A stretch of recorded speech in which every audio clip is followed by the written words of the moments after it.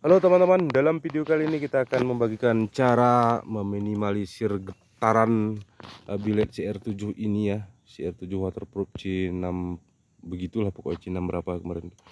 Ya, kemarin tuh kan di komentar ada kami memberitahukan bahwa untuk mengurangi getaran, meminimalisir getaran di motor, itu silakan teman-teman di sini ditaruh karet.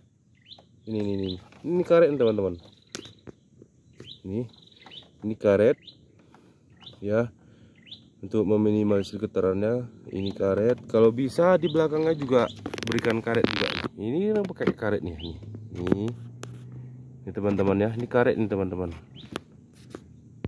Ini karet nih. Di sini di celah-celahnya juga ini. Berarti ada beberapa ya. Satu bagian sini diberikan karet, dilapisi karet maksudnya. Kemudian di celah-celah ini antara besi ini dan besi ini, coba teman-teman berikan karet juga ya. Antara besi ini dan besi ini kan kalau digabungkan kan berasa getaran mesin itu. Coba berikan karet ini. Sama, kanan kiri sama. Oke, kanan kiri sama. Kenapa HP ini susah fokus ini teman-teman, sulit fokusnya. Ini ya, sama. Berarti 1, 2. Kalau bisa di bagian sini ya, di bagian sini kasih karet lagi teman-teman. Nah, bagian sinilah pokoknya. Ini kan yang dari ini juga nih, ini kami kasih karet. Berarti 3 nih teman-teman. 3. Nah, 3 karet.